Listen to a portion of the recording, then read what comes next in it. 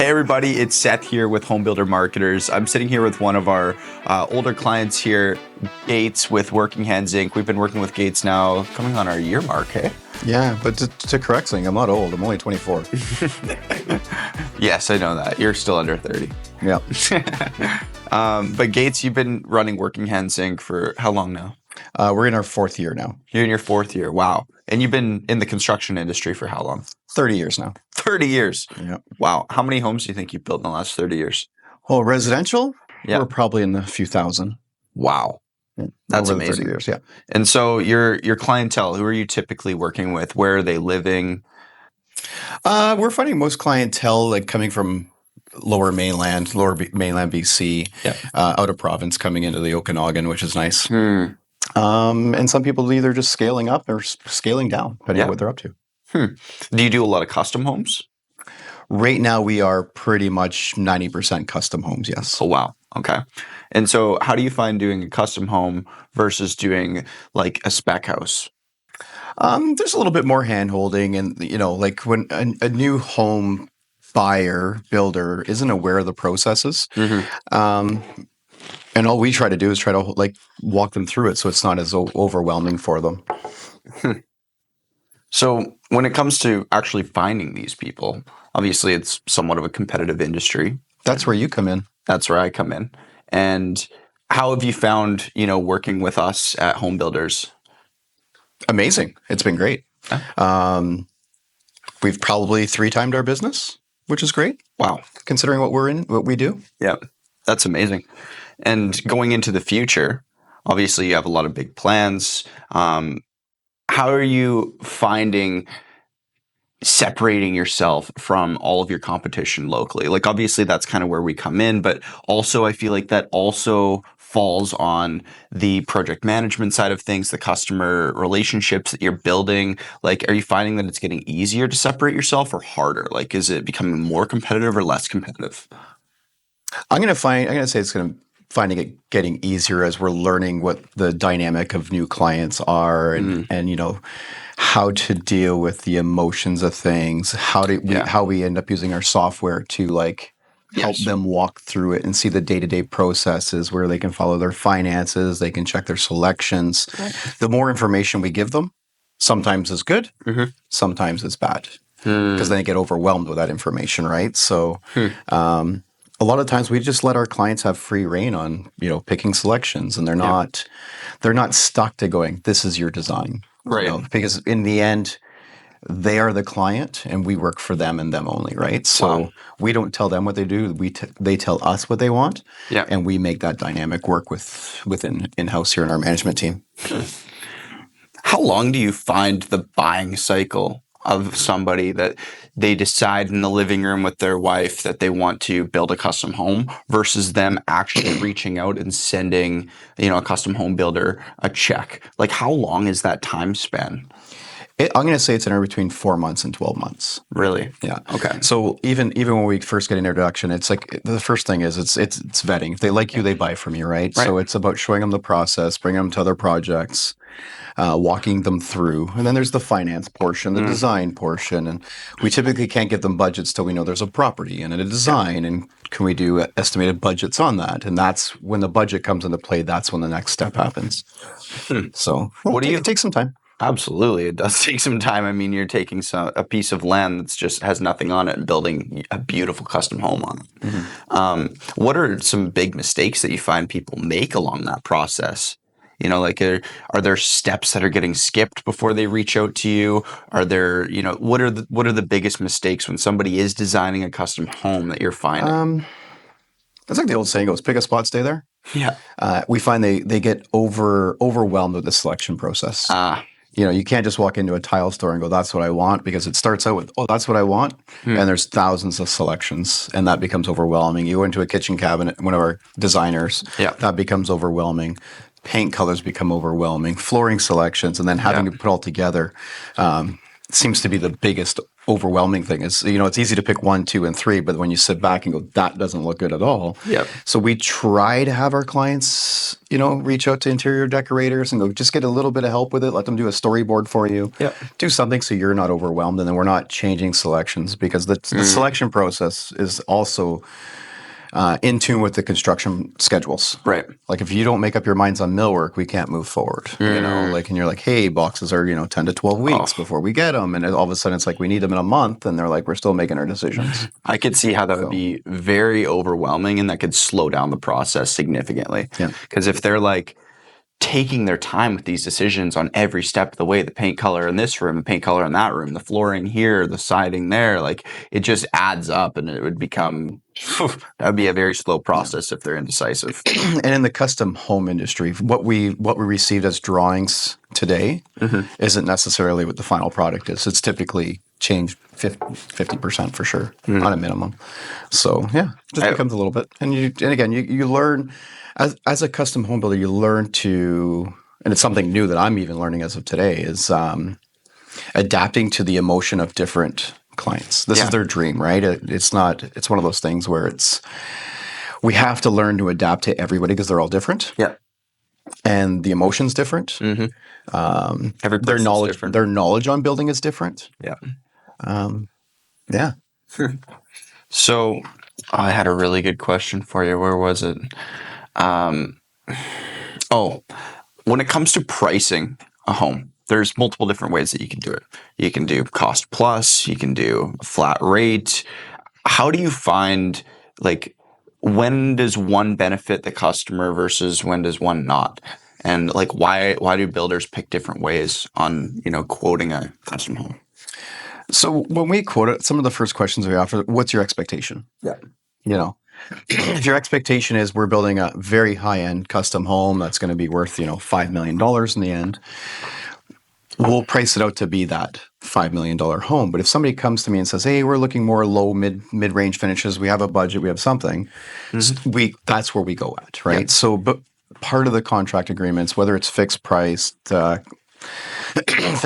cost plus, cost plus with a fixed price budget in the end, they always tend to say we're mid-range, and they flip over once they get into the selection phase and ends up high range. And it's like, okay, well, we had a $95,000 budget for your millwork, and now you've just spent $145,000 because you went from that mid to high. Yeah. And then you added a bunch of millwork throughout because, in the end, you go do the selections and they're like, oh, a library would be great here. A custom fireplace would be great here. Let's add a bar here. And it's always like that, right? Yeah. So the expectation is making sure that you document everything. Our construction management software, we're starting to use the selection phase, the change orders, which is a great thing. So the client signs off and says, okay, well, so now we've increased our budget, or we've decreased your budget. Right. So we walk them through, and then we give them options, well, it's not just I don't have one supplier. It's like, here's your low, your medium, your high, and here's a few of each. Yeah. Go around. The good thing about having an interior decorator is that they'll actually do the design work for you, and then you go price it out. Versus if you just go to one, they're kind of stuck sometimes. So interesting. So depending on their needs is kind of when you pick whether you're going to do fixed or cost plus, a combination of both. Yeah. Very cool. Okay. Or we do, like I said, cost plus with a max fixed amount. Got it. Okay. And so if somebody was looking to get some work done by you, like how far are you willing to go? Like if there whatever it takes. Whatever it takes. So if somebody, for instance, was in the Greater Toronto area, would you be able to figure out a way to service them if they wanted a custom home that way? Yeah, like I said, it's through our management software as well, which is great. Yeah. So you could be on vacation, you can be sitting in Europe and knowing what your day-to-day operations happening. Wow. They get updated every day, most times. Yeah. If we're doing a 5-week drywall process, they don't get an update every day because it's just drywall going up. But once a week they'll get an update. The critical stuff is always there. Yep. So yeah, anywhere in the world we can have clients. Wow. So it's live budgets, it's live tracking of the project, it's live schedules. We do our best to keep everybody in the communication, which again, if we're doing this, we're using this management software on the background. the great thing is we, as a management team, we don't have to be on the phone with the clients all the time. It's one of those things where the Q&As come through the software, the emails come in. They're like, hey, I noticed this. What's this all about? And it's an easy answer, and everybody's on the same page. So budget is in there, timeline is in there, updates are in there. I feel like that's a huge separator as well. Because a lot of the Okanagan home builders don't use it. Wow. Like at all. And so do you think they're kind of cutting the corner of like not investing into those softwares that do separate you and make it a lot easier on the customer side of things? I think it's a financial thing. Yeah. Keeping it low. Yeah. But it's for us, it gives us a work-life balance. Yeah. Because if they're updated all the time, I don't have to worry about being on the phone till 8:00 at night because, most clients work till 5:30, get home, feed their kids, get their kids to bed, and all of a sudden want to chat. Yeah. This way here, they're already pretty much updated. Yeah. So. Yeah, that update is already there. Everything is at their fingertips. They can just log in and see where everything's at.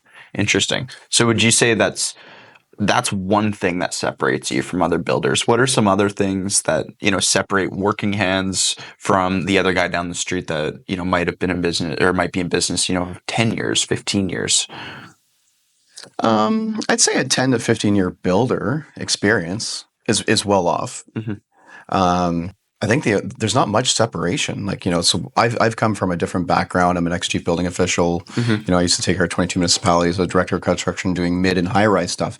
So we've taken kind of that high-rise, like $100 million projects and brought it into the same $700,000, $800,000 home process.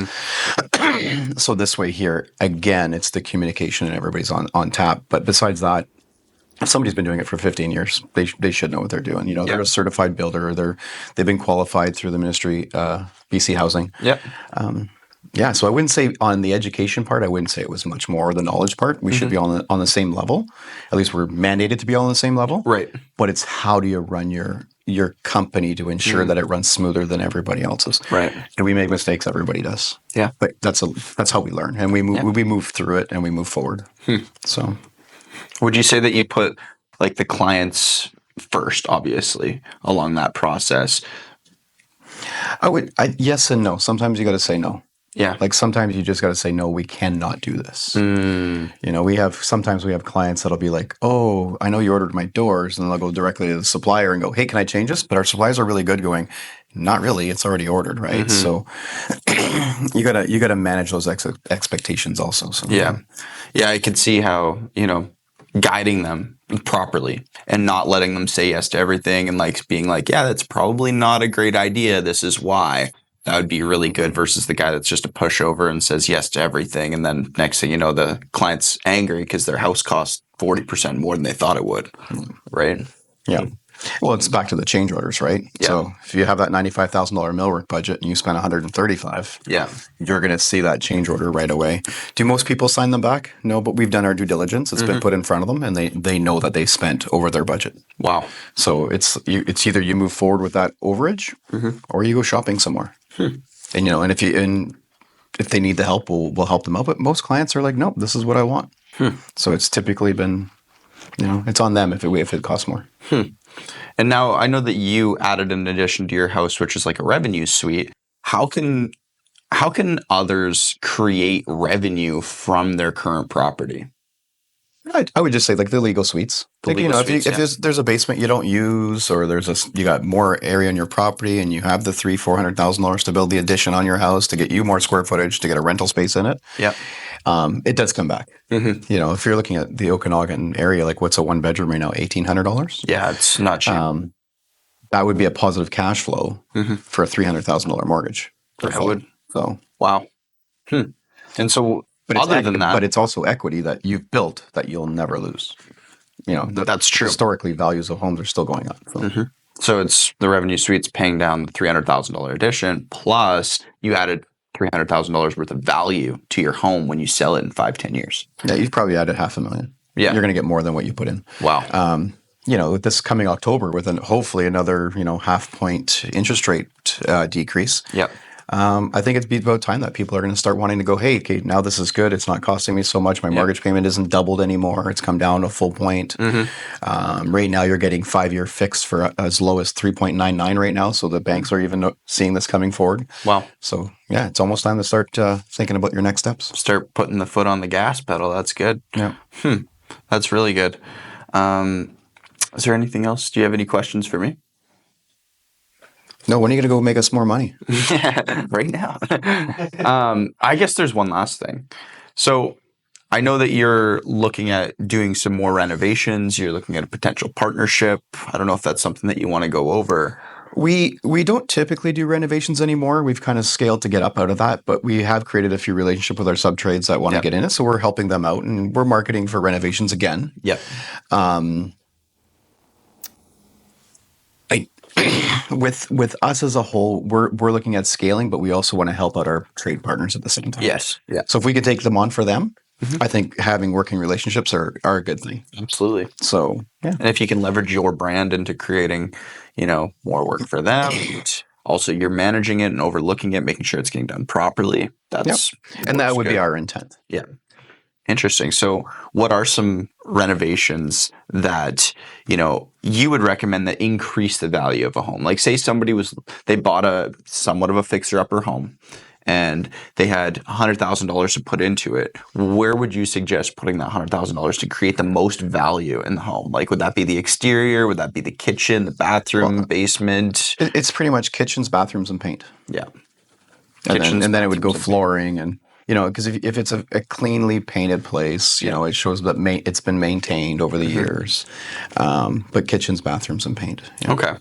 Landscaping would be last. Really? Yeah. Even though they say curb appeal, but yeah, we've gone through quite a few appraisals in the last year, and that's exactly what they all say. It's kitchens, bathrooms, and paint. Interesting. Paint, so you can do yourself too. Yeah. Amazing. Well, I really appreciate your time today. That's great. Yeah. Awesome. And if you're looking for some more interviews or if you're looking to get in touch with Gates, you can check out his website, workinghandsinc.ca, or you can check out our website, homebuildermarketers.com, and you can follow us on any of the relevant social medias. We're on Instagram, Facebook, LinkedIn, TikTok, YouTube, and like and subscribe and follow for more content.